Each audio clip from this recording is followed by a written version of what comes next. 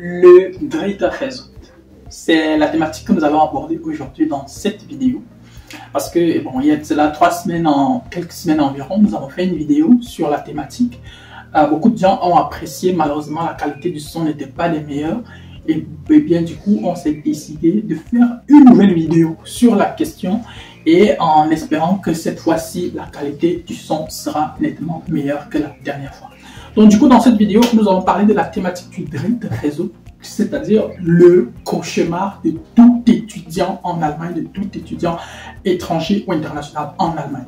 Nous allons aborder cette thématique, nous allons plus ou moins expliquer comment, les tenants et les aboutissants, ce que ça veut dire, et surtout, nous allons vous dire comment vous devez réagir si jamais un jour vous vous retrouvez dans une situation de Data Result. Si tu me découvres pour la première fois, moi c'est Landry, je suis étudiant camerounais, je vis en Allemagne. Et ici, sur cette chaîne, nous abordons tout ce qui tourne autour de la vie à l'étranger, autour des procédures d'immigration, autour des procédures de voyage. Donc, si tu n'es pas abonné, n'hésite pas à le faire. Si tu as des commentaires après la vidéo, n'hésite pas à laisser des commentaires. Et si tu connais des personnes qui pourraient être intéressées par le type de thématique que nous abordons, n'hésite pas à partager le lien de la vidéo avec toutes ces personnes. Donc voilà, installe-toi bien, nous allons commencer. Et dans les 10-15 prochaines minutes, nous allons parler du Data Result.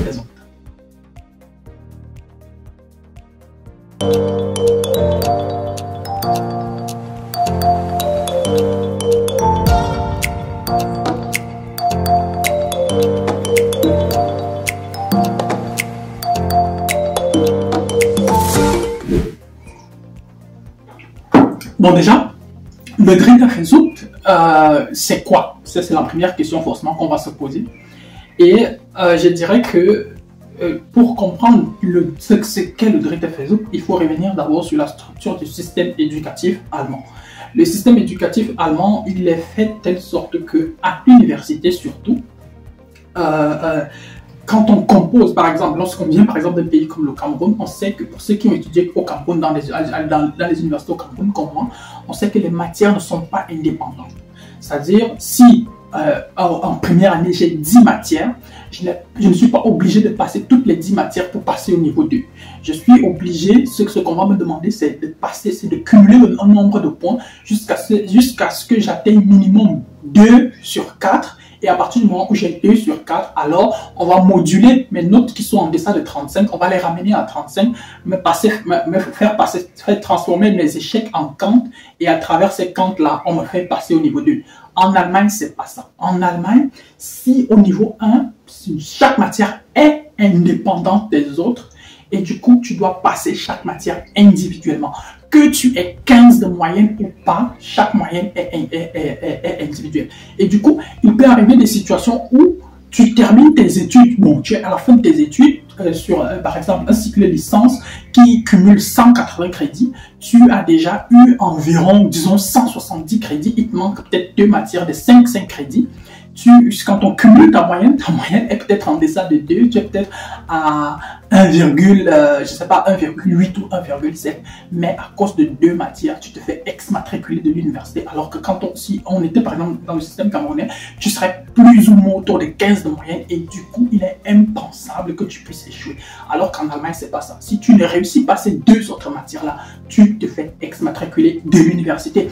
Et donc, du coup, beaucoup de personnes se retrouvent dans des situations comme celle-là où après 5 ans, après 6 ans, après 7 ans, elles ne réussissent pas à terminer leurs études, justement parce que à cause d'une matière, à cause de 2 matières, à cause de 3 matières, elles se sont fait exmatriculer d'1 ou 2 universités ou d'1 ou 3 programmes. Donc vous voyez un peu. Donc ce qui fait que le Data Result, c'est justement le fait que légalement en Allemagne, on a le droit de composer une matière jusqu'à 3 fois. Au bout de la 3e fois, si tu ne réussis pas une matière, l'université a l'obligation de t'exmatriculer. C'est vrai qu'il y a des situations exceptionnelles où parfois l'université peut t'autoriser à composer une matière une 4e fois. J'ai dit que ce sont des situations exceptionnelles en fonction des législations, en fonction des États, en fonction des universités. Cela est plus ou moins applicable. Mais vous devez donc savoir que quel que soit X, vous devez tout faire pour éviter le Data Result. Donc la question c'est: comment faire pour éviter le Data Result? Et c'est le point que nous allons aborder dans la prochaine partie. Comment faire pour éviter le Drittafessucht? Ça, c'est la question cruciale qu'il faut se poser. Et du coup, la première réponse que je m'aimerais vous donner, c'est il faut bien choisir votre filière. Beaucoup de personnes se plantent en Allemagne et à l'étranger parce qu'elles choisissent les filières en fonction de leurs amis, en fonction de ce qu'elles ont lu sur Facebook, en fonction de ce que tel a dit dans un groupe WhatsApp et autres, en fonction de j'ai entendu que ceux qui font par exemple des études en informatique, au bout de tel nombre d'années, ils peuvent négocier des salaires de 120 000 euros par an, ils peuvent négocier des salaires de 100 000 euros. C'est bien, c'est vrai, mais il faut savoir que tu dois te connaître toi-même. Tu dois être capable de te connaître et savoir ce que tu peux faire et ce que tu ne peux pas faire. Il ne faut pas choisir une filière parce que tu as entendu que les autres ont choisi. Il ne faut pas choisir une filière parce que tu as fait des cours de langue avec tes gens au pays qui sont allés choisir cette filière-là. Si tu ne peux pas faire informatique et que tu te sens un peu mieux peut-être en Bauingenieurwesen, tu vas choisir ça. Si c'est l'électrotechnique qui te plaît, du moins si c'est là où tu te sens le plus à l'aise, tu tends vers ce côté-là. Si tu ne peux pas te sentir là-bas à l'aise et que pour toi plus ou moins c'est Wirtschaft informatique, tu vas de ce côté-là. Il ne faut pas choisir la filière parce que tu vas suivre la foule. Parce qu'au final, c'est toi qui devras composer, c'est toi qui devras rédiger tous ces examens. Et si tu n'es pas capable de rédiger tous ces examens parce que c'est plus ou moins au-delà de tes capacités, alors ce sera un véritable problème.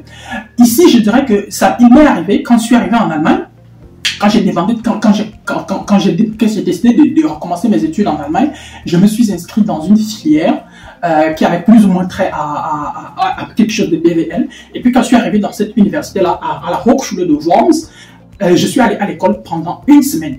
Au bout d'une semaine, j'ai arrêté de partir à l'école parce que j'ai compris que cette filière-là, elle n'était pas la mienne parce qu'il y avait trop de mathématiques. Il y avait trop de matières avec les maths, il y avait trop de matières. Alors que moi, je sais que j'ai jamais été bon en maths. Et je savais que si je reste là-dedans, quel que soit X, une matière va me conduire au Drittafessucht. Ça, c'était déjà clair parce qu'il y avait la statistique, il y avait la VWL, il y avait maths 1, je crois, il y avait maths 2 également. Il y avait tout un tas de trucs. Et il y avait tout un tas de trucs là-dedans où il y avait beaucoup de mathématiques. Et donc, du coup, j'ai quitté cette université-là et je me suis inscrit dans une autre filière où on parlait justement de BWL, mais c'était pas beaucoup plus orienté vers les trucs de mathématiques. Toujours est-il que même aujourd'hui, j'ai au moins une matière où il y a beaucoup de calculs et cette matière, je suis déjà au Drittafessucht.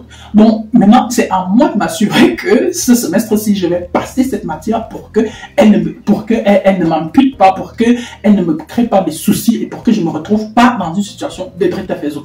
Donc j'espère plus ou moins que tu as plus ou moins compris ce que je voulais dire par là. Maintenant aussi, le deuxième point que je m'en vais évoquer ici, c'est que tu dois te fixer des objectifs clair et net. Tu dois être capable de te dire, moi, je veux étudier en 8 semestres. Moi, je vais étudier en 7 semestres. Moi, je vais étudier en 6 semestres. C'est bien possible de réussir, de terminer ses études en 6 semestres. C'est bien possible de terminer ses études en 7 ou en maximum 8 semestres. Sauf que pour cela, tu dois te fixer des objectifs clairs et tu dois travailler pour que ces objectifs-là soient plus ou moins atteints. Maintenant, quand je dis trouver l'équilibre, c'est que, quel que soit X en tant qu'étudiant étranger en Allemagne, il va falloir que tu finances des études. Et pour financer des études, tu dois trouver un boulot, tu dois trouver un job à côté. Et pour trouver justement le job, il faudra que tu sois capable de trouver l'équilibre entre le boulot, l'école et toi-même. Parce que tu dois te gérer, tu dois gérer l'école et tu dois gérer le boulot. Parce que les trois vont ensemble. Si l'une des entités lâche, alors les autres, forcément, soit les deux autres ou bien une autre va prendre le pas sur les autres et puis elle va imputer les autres et puis ça pourra te créer des problèmes. Et donc, du coup, tu dois être capable de trouver cet équilibre-là. Tu dois être capable de choisir les jobs et les boulots qui cadrent plus ou moins avec tes objectifs. Il ne faut pas que tu tombes, par exemple, sur un boulot où tu vas devoir travailler, où on va, par exemple, t'obliger à travailler toute la nuit et tout ça. Moi, par exemple, j'ai refusé un jour de signer à Amazon parce que justement, on m'avait dit que je n'avais pas le contrôle sur mes jours de travail. C'est eux qui choisissaient mes jours de travail. On m'avait dit qu'ils pouvaient me programmer de jour comme de nuit. Et moi, quand je voyais ça avec mes études, j'ai compris que ça ne pouvait pas marcher parce que si je ne peux pas choisir mes jours de travail et que, par exemple, un jour de travail tombe un jour où moi, je dois aller composer à l'école, ça ne peut pas marcher. Ça ne peut clairement pas marcher. Et donc, du coup, je n'ai pas signé ce contrat-là. Ce jour-là, je suis parti de là et puis je suis rentré chez moi. Donc, tu dois te fixer des objectifs clairs et tu dois être capable de choisir ce qui correspond le mieux à ce que tu recherches.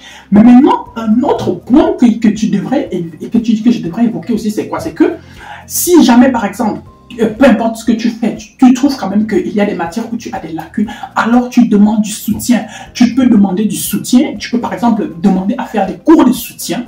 ça c'est possible de faire des cours de soutien, ou bien tu peux, même maintenant au niveau de ton université, tu peux te lier d'amitié avec une, deux, trois personnes et vous commencez à travailler ensemble. Ou bien même tu peux aller sur Facebook dans des groupes de Camerounais, tu cherches, tu postes, tu fais des annonces, tu fais des publications là-bas, et puis forcément quelqu'un va te répondre et la personne va peut-être décider de travailler avec toi, de travailler, je ne sais pas, sur telle ou telle matière, sur telle ou telle thématique, et cela forcément va t'aider. Et donc du coup, tu dois absolument, c'est à toi de savoir exactement ce que tu veux et c'est à toi de savoir comment faire pour arriver à ce que tu veux.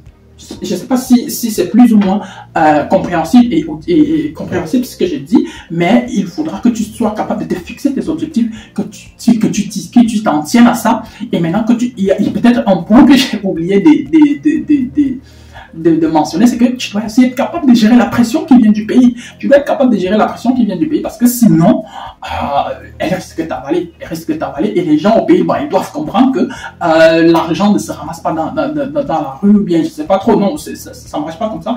Et il faudra que tu sois ferme là-dessus. Si tu n'es pas discipliné dans tes finances, si tu n'es pas discipliné sur la façon de gérer tes revenus, de payer tes factures, de payer ce qui est de payer ça, tu risques de te retrouver sur le chemin des salaires. Le dernier point que je m'en vais évoquer ici, c'est comment réagir face au Drita Facebook. Un instant. Comment réagir face au Drita Facebook? Je ne sais plus trop, mais je l'ai déjà lu plusieurs fois sur des pages ou bien dans des groupes Facebook. Il ne faut jamais aller au Drita Facebook sans avoir un plan B. Jamais, jamais, jamais. Il ne faut jamais aller au Drita Facebook sans avoir le plan B. Répète avec moi. Il ne faut jamais aller au Drita Facebook sans le plan B. Quand tu vas au Drita Facebook, tu dois avoir ton plan B. Qu'est-ce que le plan B? Le plan B, c'est que tu dois déjà avoir ciblé au moins une université, voire 2, 3 universités ou bien 3 autres programmes qui proposent plus ou moins un programme similaire où tu pourrais postuler. Première des choses. Donc, ne jamais aller au Drita Facebook sans avoir un plan B. Jamais, jamais, jamais. Ça, c'est la première des choses. Deuxième des choses, quand tu vas au Drita Facebook, ton plan B, c'est aussi que tu dois bien te préparer. Tu dois t'asseoir, faire une introspection et te poser la question de savoir qu'est-ce qui n'a pas marché entre-temps.